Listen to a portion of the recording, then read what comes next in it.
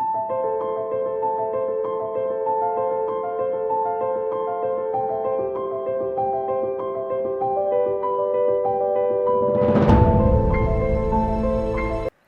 दर्शकबिन, पवित्र गार्डन्समा हजुरहरूलाई फेरि स्वागत छ। म फेरि उपस्थित भएँ दर्शकबिन।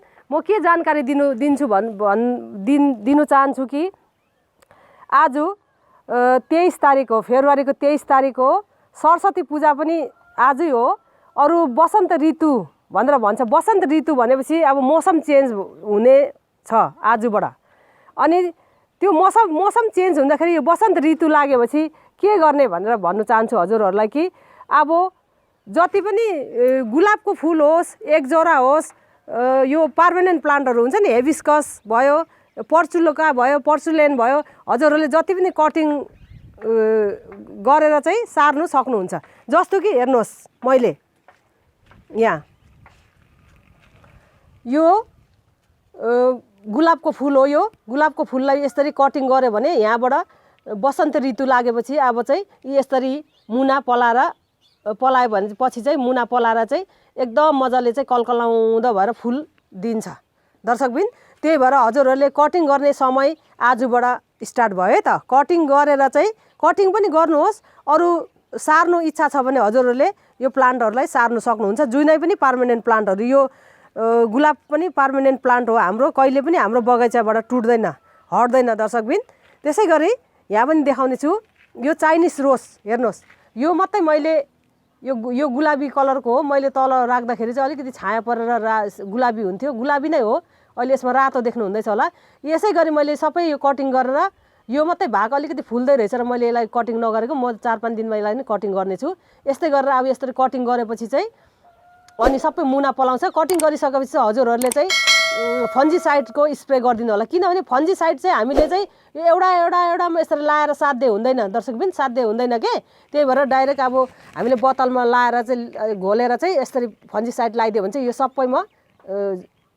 सबैमा लाग्छ के। त्यही भएर फन्जिसाइडले चाहिँ स्प्रे गर्नु नबिर्सिनु होला। मैले यहाँनिर यो गुलाब पनि कटिङ गरिसकेँ। अरू पनि कटिङ हजुरहरूलाई म देखाउँछु। हेर्नुहोस् दर्शकबिन, हजुरहरूलाई मैले हिजो अस्तिदेखि नै अस्तिको भिडियोतिर पनि भनिसकेको थिएँ, बेगनबेलिया गेट फुल भन्छौँ नि हामीले, त्यो गेट फुल पनि लाउनु नबिर्सिनु होला। मैले कटिङ गरेर यहाँ सारिसकेको छु। यहाँ गुलाबको फुल राखिसकेको छु। यो चाहिँ पिङ्क कलरको जरबेरा हो, मेरो साथीकोबाट लिएको हो यो। अनि यो पनि ठुलो खालको गुलाबको फुल मैले कटिङमा सारिसकेको छु। यो लक्की बेम्बू पनि यसरी सारिसकेको छु। यो सानो खालको तारा फुल भनेर भनिन्छ। यो पनि एक जोरा सानो खालको एक जोरा फुल हो। यो सानो खालको तारा जस्तो गरेर फुल छ। यसलाई पनि कटिङमा राखिसकेको छु। हजुरहरूले क्रोटन पनि, यो गोल्डन डस्ट क्रोटन किसिमको हुन्छ। गोल्डन डस्ट क्रोटनहरू पनि अरू खालको पनि हुन्छ। हजुरहरूले क्रोटनको प्लान्ट छ भने यसरी गरेर कटिङ गरेर यसरी सार्नुहोस् है त दर्शकबिन। तर यो कटिङ फेरि केमा सारेको भनेर भन्नुहुन्छ ल, मैले प्युर चालेको बलुवामा सारेको है त। यसमा माटो साटो केही पनि मिसाएको छैन। मैले प्युर बालुवामा सारेको छु। हेर्नुहोस्, यस्तो गरी यो बालुवा हो। यस्तरी मैले यस्तो हालेर चाहिँ बलुवामा यो गाडेर चाहिँ अनि यस्तो ढ्याक पाऱ्यो भने चाहिँ यो यसमा दुलो हुन्छ। अनि सबै यसमा पानी तरेर जान्छ। यसरी माटोमा रोप्यो भने चाहिँ क्याचक्कै भएर बस्छ के। अनि त्यही भएर त्यो जरा लाग्नै सक्दैन। बलुवामा रोप्नुहोस् है त हजुरहरूले सार्दाखेरि चाहिँ। अनि त्यसै गरी मैले यो हेबिस्कस हेर्नुहोस् त, पहेँलोमा सारेको छु। रातोमा त अलरेडी मेरो सरिसकेको छ पोरै। अनि गुलाबी खालकोमा छ। यसरी धेरै मैले कलरमा मैले यो हेबिस्कस सारिसकेको छु। हेर्नुहोस्, यो चाहिँ अर्कै खालको सुन्तला रङको र रातोमा हो यो दर्शकबिन। यसै गरेर अनि यो पनि 12 मासे फुल्ने खालको दामी खालको गुलाबको फुल यसरी मैले सारिसकेको छु। अनि यता हेरिदिनु होला दर्शकबिन, अब पर्चुलुका भन्ने पनि अब गर्मी लाग्यो। अब आजदेखि गर्मी लाग्यो भनौँ न, हल्का डे बाई डे गर्मी माथि अब गर्मी बढ्दै जान्छ। यसरी नै हजुरहरूले यसरी पर्चुलेनहरू यसरी नै कटिङ गरेर लगाइदिनुहोस् है त। म यसको नि भिडियो बनाउने छु हजुरहरूलाई। मैले तर एडभान्समा मैले भनिसकेको छु कि अब लाउनुहोस्, मैले आज लाएको यो। अनि यसै गरी यो पोहोरको यो पर्चुलका यो हेर्नुहोस्।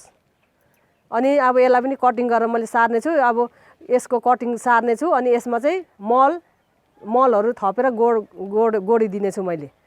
यसै गरी सबै यसरी सारेको छु दर्शकबिन। यहाँदेखि परसम्म मैले हेर्नुहोस् मेरो हजुरहरूको नजरिया कहाँसम्म पुग्छ त्यहीँसम्म हेर्नु होला। मैले यस्तै गरेर यो सबै यो कटिङको हो सारेको छु। अनि हजुरहरूले एडिनियम पनि कटिङबाट हजुरहरूसित एडिनियम पनि छ भने एडिनियम पनि कटिङ गरेर अहिले सार्नु सक्नुहुन्छ। चम्पा पनि सार्नु सक्नुहुन्छ दर्शकबिन।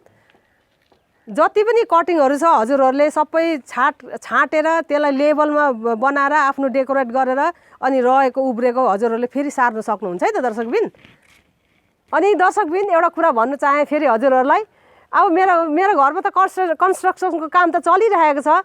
अब मलाई चाहिँ यस्तो उताउला भएको छु कि म मेरो फुल गार्डन सबै अस्तव्यस्त भएर के कसरी चाहिँ मैले समेटौँ मेरो गार्डनलाई भनेर म एकदम रात दिन म फुलकै म ड्रिममा छु कि यो घरको कन्स्ट्रक्सनको काम भन्दाखेरि पनि फुलकै लागि म एकदम भइरहेको छु। अनि हेर्नुहोस् न मैले इमर्जेन्सी हतार भएर मैले यो बाँसको मेरो छोरालाई भनेर चाहिँ यो बाँस चाहिँ यस्तो तेर्साएर चाहिँ ह्याङ्गिङ प्लान्टको लागि मैले यसरी राखिसकेको छु। यसमा मैले पिटोनिया रोपेको छु मजाले। अब हिजो अस्तिको दिनमा यस्तो गर्दाखेरि देख्थेन यो पिटोनिया, अहिले पुरा देख्नु थालेको छ यो पोटमा पनि यस्तो बाहिरबाट हेर्दाखेरि नि दर्शकबिन।